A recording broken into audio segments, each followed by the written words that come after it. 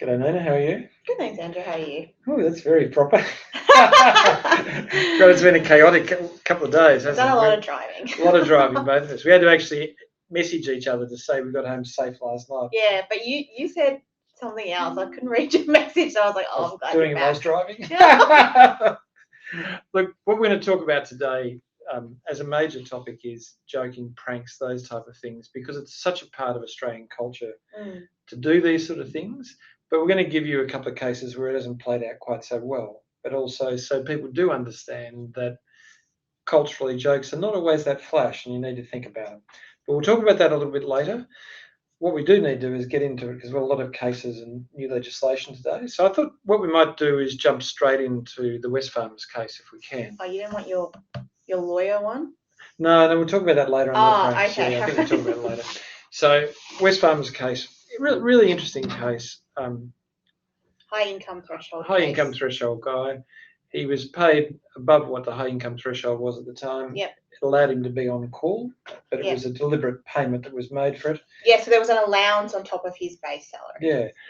He argued, look, I wasn't paid when I was off on leave. I wasn't this, I wasn't that. Therefore, I am subject to the unfair dismissal regime and therefore I can bring a claim. Yeah, but it didn't make sense because the Fair Work Commission found that even for those 3 months, if you didn't count that, he was still over. I know. So I don't understand why he brought the claim, but he should have been sacked for being enumerate, shouldn't he? It was just really a bit. But I think what was important is a reminder of how they calculate allowances, and if it is a predetermined amount that you're going to get, if it's a contractual entitlement, it's going to count. I think the other part to remember is not to get lost in the long grass with this. So if you earn above it, no matter how you earn above it, and it's money that qualifies, then you're not subject to the unfair dismissal regime. But that doesn't mean you're not subject to the award. You've actually got to sign off on a guarantee to do that.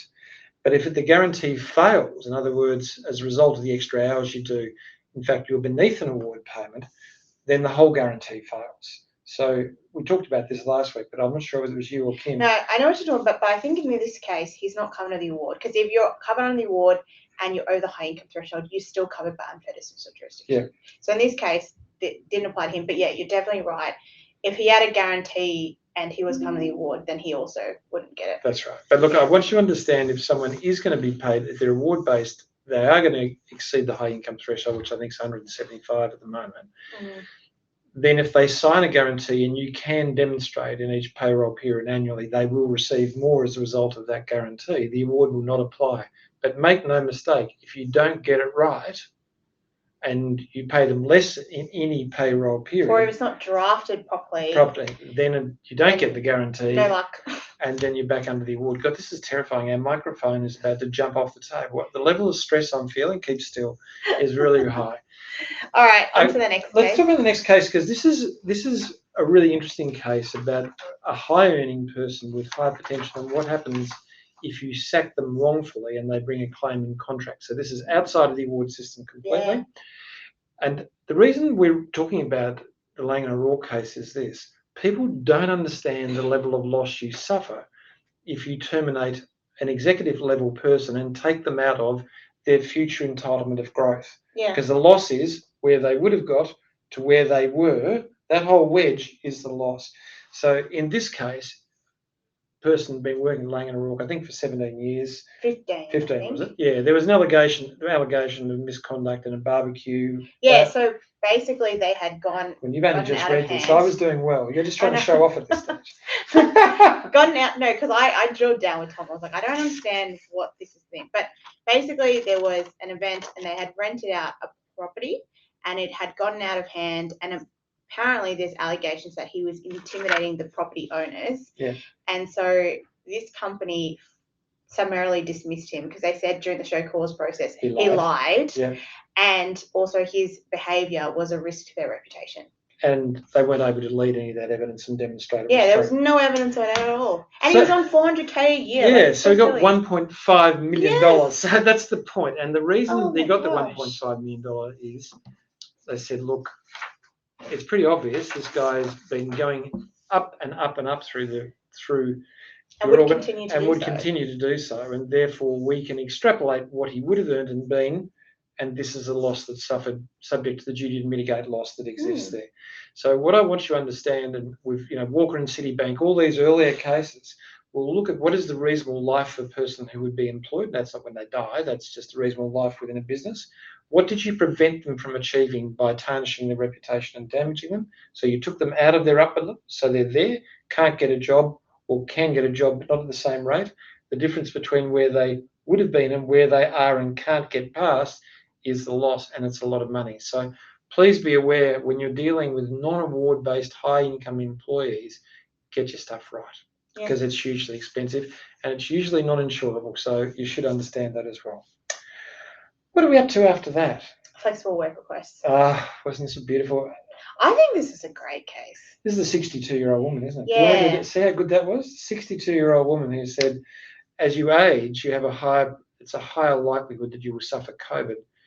Therefore, I don't want to work from work because the risk to me based on World Health Organization is such that I could get this disease. Therefore, I should be able to work flexibly all the time. As in work from home all the time. Yeah. And I thought the DP's decision in this was great. He said, but there's no reasonable connection between your vulnerability and the nature of the threat. You're not saying you have a particular illness or vulnerability other than age. Yeah. And therefore, there is no proper link with flexible work, and it's not going to work. And I think she tried to say, well, OHS obligations means you have to do everything reasonably practical to protect me. But then the question is, from what? Because and also no it's not evidence elimination. Of anything. And what was lovely about the Commission is, and they don't often, the Commission rarely understand safety law, but what they did say, that's not an obligation to eliminate the risk, it's to manage it. Therefore, you go to the reasonableness of the behaviour. And can I just say, the bank in that case were fantastic. They said, look, we'll let you sit outside if you want to sit out. We'll let you have more breaks. They went through a whole lot of things. She rejected them all. Yeah, and she refused them all. They were more generous than they ever had to be. But the bank refused on business reasons, and the business reasons were valid. But isn't it funny in this case? Normally, it's the employer who has this blanket reason for rejecting it, and instead it was the employee who had a blanket reason for why it should be the case. Do you know, we're going to get hate mail again. You know that, don't you? There's going to be that terrible stuff. Our anti-COVID people, they'll kill us. That the Fair Work Commission is applying like the same criteria each way. Oh, no, they are. Which is a really good sign and shows that if you're doing the right thing, then you're able to refuse flexible work requests. We are, but we still will get hate mail. Yeah, every time we talk about people who take on COVID, we just get a legion of messages telling us that we're witches and things. All right. Next case. Safety case. Right. Well, this is. I think this is interesting. I chose this case. I chose it. This was a failure to guard case of a business that was taken over in 2017 when no risk assessment was undertaken of the plant and equipment, for which there was an obvious failing and a high level of risk. And not surprisingly, they were found liable. But the real issue about this is we think we're talking about safety in respect of people who are working in a place. But what about the person who goes in to check it? The person who goes in to do the risk assessment, to go in and do we have a duty to a person who's doing an assessment? And the answer in this case is, look, you're always on notice of the level of risk. Before you ever turned that plant on, you were on notice of that level of risk. And you had to make it safe for anybody who came to that plant. Whether that was someone coming to check whether it was safe or not, it had to be safe. So can I just say, the beauty of this case is the fact that you inherit plant and equipment or in any form of structure doesn't mean that you can rely on the risk assessments or the lack of risk assessments that are undertaken by the predecessor. Yeah, which was a big thing because their defence was we got a verbal confirmation from the previous owners that the regulator had come and inspected the plant and said it was okay, even with the gaps. And can I just say, in case law, whatever WorkSafe or the work regulators say, it is not evidence that something is safe. But this wasn't even true. But it's not even evidence you can admit. Yeah, but it wasn't even true. Like no. they had lied and they'd relied on that, and it's not. It's not flash. Yeah. Not flash. Okay, well, let's roll on because we're doing pretty well at the moment. I thought for people who've come relatively underprepared for the day. Don't expose us. New South Wales. So all jurisdictions have electrical safety legislation, and they're slightly different, but electricians are covered by both safety legislation and electrical safety legislation. And one of the issues which has been agitated for some time is that trained electricians, certified electricians, place apprentices at risk by failing to supervise them in appropriate circumstances. There's been a rise in cases. Yeah. Now, look, in Victoria, there is an obligation of supervision, but there is no penalty for failing to do it. It would be a trigger to a safety prosecution, say under Section 30 of the Electrical Safety Act, or under Victorian's work safe legislation. But in itself, it is not a breach. Does that make sense? So if you breach a failure to supervise, that goes straight into electrical safety legislation. It goes straight into the OHS legislation. It's a breach of duty in either. But what New South Wales has done, which I think is rather cute in a way, well, it's cute because it actually goes to the heart of the problem. It's not a penalty. It's not a. All they say is, look, if you do it, we can take your license away.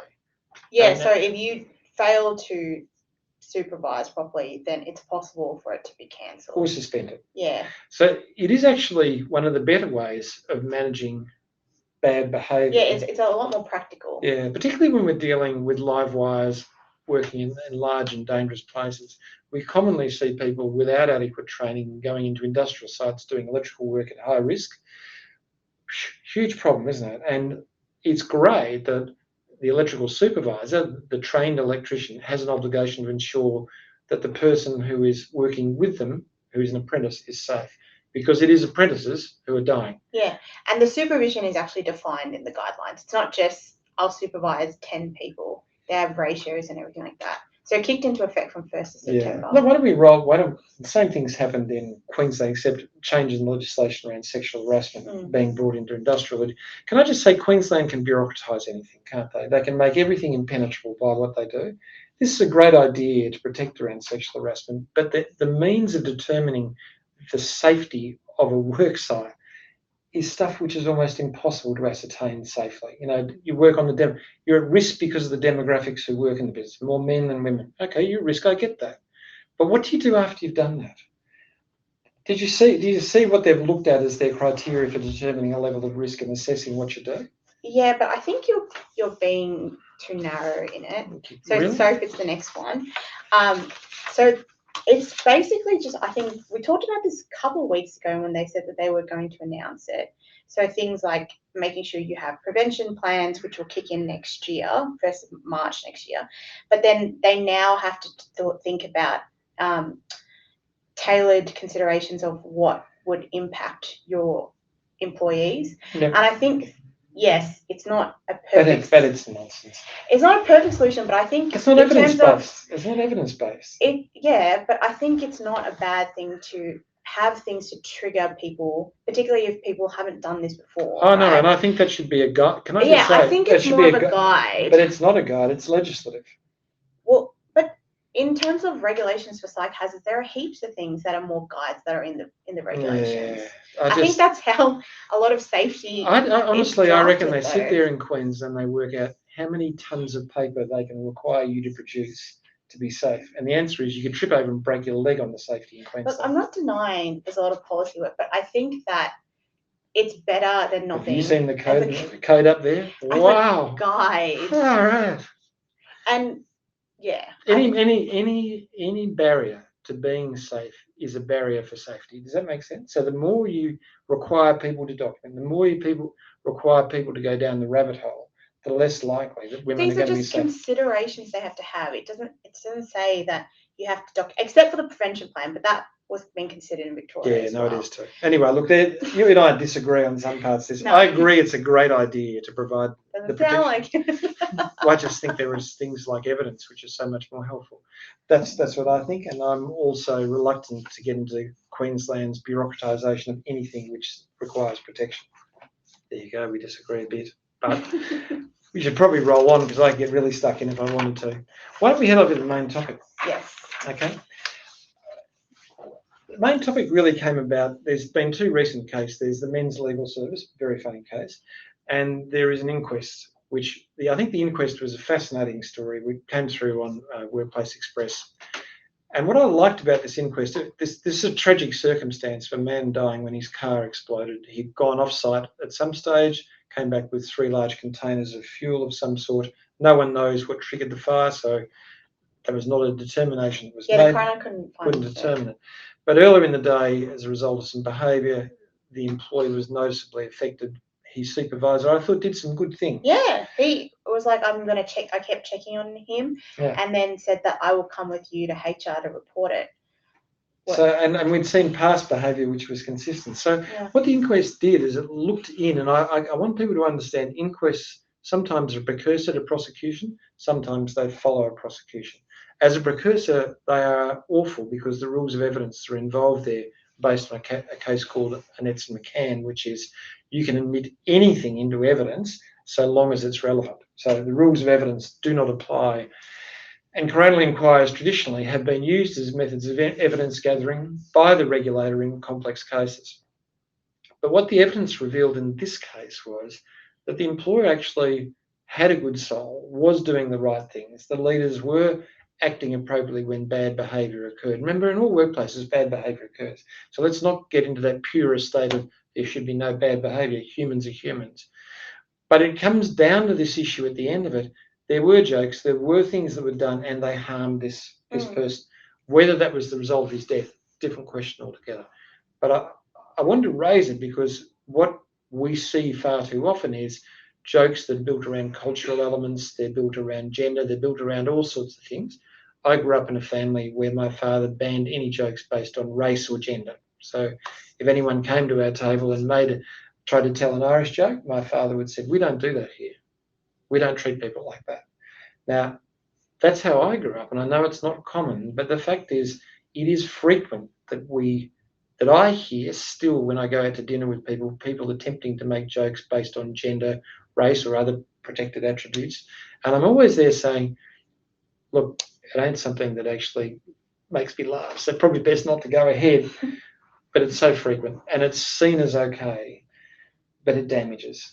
Yeah, and I think what people need to remember is it doesn't matter what the intention was, even if it wasn't to harm, even if it was just to cause some laughter, to make people think it was joke. Like, none of that matters. And the fact that they're doing these kinds of inquests now just show that it won't be long before they connect the dots and lead to further prosecutions. Oh, and look, I think the other part, again, I was fortunate to grow up in that household, but there's no doubt some of my behaviours are built around unconscious biases that come from more quirky parts of my family upbringing, and I'm not aware of them until they're out sometimes. So this need for reflection and understanding, but a lot of people find things funny about different people, and their differences are things they find funny because they're unfamiliar, and therefore they make jokes about it. So this isn't take all the fun out of the workplace, okay? This isn't, oh, you've got to be all so careful. Actually, you just need to be respectful. Nina has a name, Andrew has a name. Nina is a worker, Andrew is a worker. Nina's not a female worker, Andrew is not a male worker. Does that make sense? We just work in an environment together and therefore should be treated in that manner. Doesn't mean we can't have fun. You can hear we have fun all the time. And we do poke fun at each other, but we don't do it on the basis of race or gender or something else. We do it on the basis of a relationship of trust. So I wanted to agitate it because it's coming through more in cases. The men's legal service one is a really bizarre case, and I won't actually try and define what the facts were, but it involved two things, which is some impropriety in relation to how time is recorded on client files, that was bizarre. Which is a bizarre one, but also the use of really offensive language. And once again, there is a difference between language which is robust language, which is part of cultural language, and that which is used for abuse, denigration, or hurt. If you use it to denigrate, to hurt, to harm, it is unacceptable language in whatever guise it comes through. So being rude, making jokes at other people's expense, doing things that harms people is per se serious misconduct. Okay? All right, why don't we try out the case study and give it a bit of a run? First time I'm reading it. The first time you read it? Well, that's good. Well, you'll notice this comes from Jason Bourne, the characters in it. Oh, I've not watched the movie. Jason was once well regarded, but the business who helped make him now struggled with him. Jason was the executive sales director at ICA, an AI solutions business. They had trained him. That could be CIA if you looked at it another way. That's the Jason Bourne story. I just thought I'd show you. Okay. They had trained him to be outgoing, provocative, and sell the mindset change to AI. Huh? What's the mindset change? In other words, people going, Oh, yeah, I could do that with AI rather than have to work. Oh, right, got you. She says, what happens with jokes when you've got to explain them and they're not funny? I just want to put that out there now. Off you go then. But really did not enjoy his counterpoint in executive discussions. His habit was to take one of the themes they were discussing and using their own logic, explaining what was wrong. He was smart, logical, and relentless, the perfect sales executive. Jason had migrated from China. He had worked in major European businesses there selling accounting software solutions. The new CEO did not warm to Jason. His name was Alex. After Alex Coughlin. Alex worked closely with Jason's 2IC, Nikki. That's it. Jason's handler, yeah, Nikki Parsons. Okay. They would make comments to Jason when he was analysing their idea, like, we are not communists, laughing. You need to give us some opportunity to think. There were other remarks about his place of birth, always lighthearted, but suggesting some inflexibility and cultural misalignment. These are weird jokes. These are jokes. At the executive retreat, for a prank, they turned up in male suits to his presentation. God, that's so bad. Alex said, see, Jason, now we will follow your lead. Where would they even get that? Stop thinking about it. Jason had left China for many reasons. It's hard to get all yeahs. Mouse suits are almost impossible. Exactly. And it worked real hard for this prank.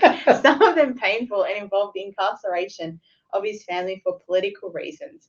In the aftermath of the retreat, he took time off. He felt vulnerable at work and he found it hard to concentrate. His numbers dropped off. Alex terminated his employment under the notice provisions in his contract. Hey, there was no hard words. No. Well, I know, but there was hard jokes, but they were lost. Okay, was it a lawful termination? Well, I'm assuming he was terminated due to performance. Yep. So it's a valid reason. Well, I doubt he's been performance managed, so no. Well, even if he was, can I just say, the valid reason might get there, but the manner in which he was treated is certainly harsh, unreasonable, and unjust. So it would lose on every other element of it. So the answer is procedural fairness. So it's not a lawful termination, but worse than that, it's directed at a workplace right, which is a protected attribute under discrimination law. So you'd have a good general protections claim, you'd have a good discrimination claim. Yeah, and also because his performance is because of the harm and suffering. Yeah. Okay. So that answers the second question, right? Oh, and workers' comp. And workers' compensation, and of course, that's probably lining up. He doesn't have a safety discrimination claim because he didn't raise safety as an issue. Had he have said, I'm feeling unsafe and all of this, and they proceeded, then he'd have a safety discrimination claim as well. Jason had a restraint in his contract. Was it enforceable after they terminated his contract? If they had validly terminated, then it is enforceable, isn't it? Not really. No. There's an argument that comes under Loon's case, which if it's obviously it's an unlawful termination, then you're fine.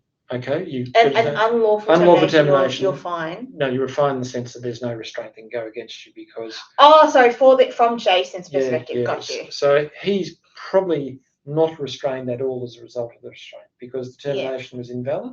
Yeah, but if it was valid, would it? Really arguable, and that's what's left in the case. The case is if you terminate someone, do you have an enforceable restraint? The answer is in policy, and the law is based on policy. Yes, you would, but there's 2 or 3 paragraphs in Loon's case which leaves that open. That's crazy. So if you terminated me for serious misconduct.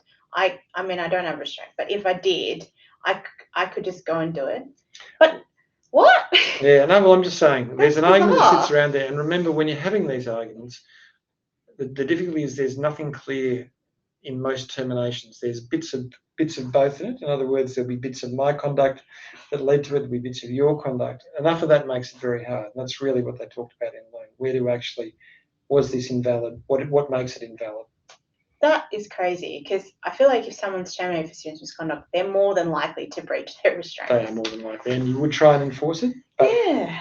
Oh, sorry, there's more questions. Oh, there's more questions. That's all right. You're just arguing with me. It's all right. But the most important thing is, Jason was paid $350,000 per annum and was age 46. He was unable to find similar work and was forced to take a sales manager role at a competitor which paid only $180,000. What will his claim of damages be?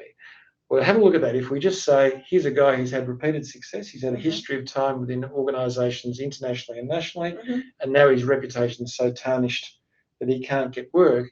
What you'd do is you'd take the difference. So you'd take 170,000, you'd extrapolate it over 15 years. You reduce it back for contingencies. So he's worth about $2 million. Is the years up to retirement age? It's based on where his trajectory would be. So you'd assume he would get up to about $500,000 given his skills over a period of about 10 years. He has the capacity, when you look at what other circumstances that reduce that, to find better work, to prove himself, there's a chance he will re-succeed. Mm-hmm. So they'll say it's really about 5 to 7 years you could expect. Yep. At that difference. So he's around about $2 million. Whoa. Okay. Was there a breach of safety law? If so, by who and what would happen? Yeah, so they didn't provide him with a safe workplace. There were primary duty breaches by everyone engaged in the pranks. Yeah, and I think that the leaders who saw him engaged in that and prank, condoned it. yeah, have some really big issues if there was a likelihood of serious harm. So what we're seeing is genuine harm. Someone's being hurt, but if we started to see his vulnerability and they continue to do it at that stage. Yeah, like had it been a case like the inquest one, then the inquest probably would have linked it back, and that would be a safety prosecution. That'd be a reckless endangerment one. Okay. Prior to his termination, could he have had a viable workers' compensation claim? Absolutely. Okay. So the business, again, saved $5 to $10 million revenue, remuneration in Victoria, nature of the industry and category of it. It's a $400,000 to $500,000 claim over 3 years. A lot of money, isn't it? Yeah, for such a stupid thing. So it's not worth it. So we've gone from 2 to 2.4 million. It's pretty crazy, isn't it? And all they had to do was not be rude. Suits. Yeah, not put on mouse suits. I thought that was good. Anyway, he obviously didn't. Great to catch up. Yeah, Thanks for being with us. Thanks again. Give us a thumbs up. Give us a thumbs up. Cheers. Bye-bye.